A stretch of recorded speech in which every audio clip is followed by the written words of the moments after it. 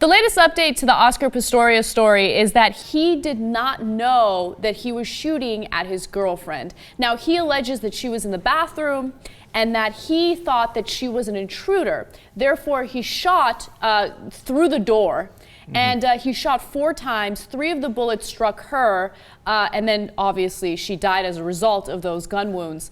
He's basically saying, you know, this was self-defense. Well, not self-defense, but it was an accident. He didn't know what was happening. He didn't realize that his girlfriend wasn't in bed, that she was in the bathroom. And that when he found out that she was in bed, he panicked and he broke the door down, and he said, she died in my arms. Now, there are high rates of crime in South Africa, including break-ins, okay? Now, if you think it's a little bit realistic, now, there's a couple of elements to this which makes me think, not buying it.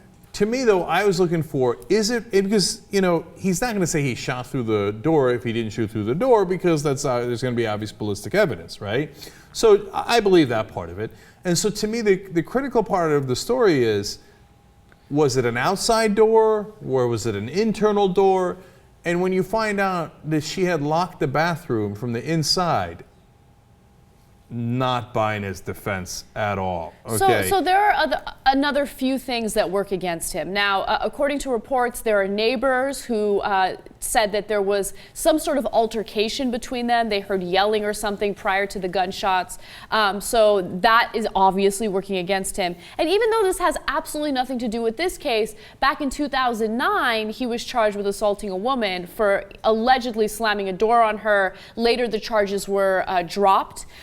So that's another important thing to keep in mind, but he's had issues with this before. Now, saying all of that, obviously it's important that there's a professional investigation of what actually occurred. Okay, let me just get that out of the way. Of course, we're not the jury here. They're gonna have to go through the case. Obviously, they're gonna determine it, obviously, right? Now, looking at it from the outside, though, it doesn't look good.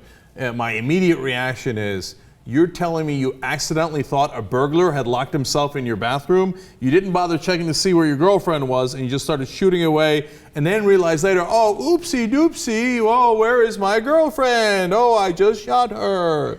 I mean, if I'm an investigator, I'd think, BS, not buying this for a single second.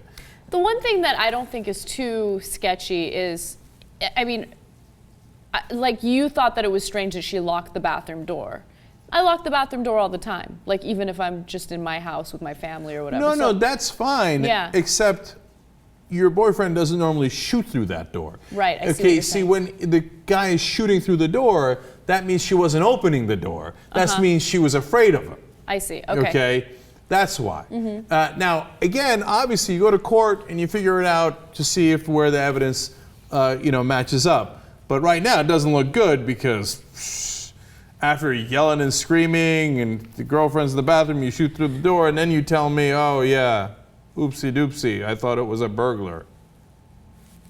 That seems really weak sauce.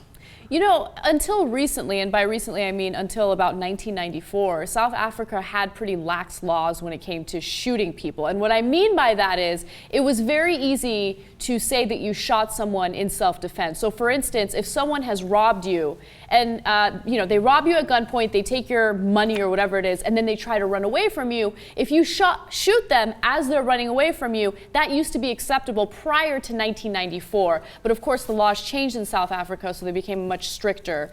Whereas we've gone in the opposite direction. We have gone in the opposite direction. We have stayed your ground. We're like, oh yeah, South Africa had a brilliant idea. Let's just shoot at people as they're running away. And also, as Cenk mentioned earlier in the segment, South Africa does have issues with violence and people invading other people's homes. But South Africa also has the world's highest rates of violence against females and the highest rate in the world of women killed by an intimate partner. At least 3 women are killed by a partner every day in the country of 50 million. Isn't that amazing? I find that to be one of the most interesting parts of the story. That there's a culture there that somehow leads to more violence against women, worse in the world, right, per capita? And here it is, one of the top celebrities in South Africa, obviously Olympic runner for them, winds up killing his intimate partner.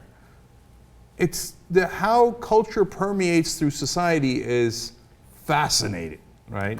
Now, obviously, that's not why he did it on a micro level, right? It's not a proximate cause necessarily, but it apparently is enough of a factor that you get more and more of it in South Africa.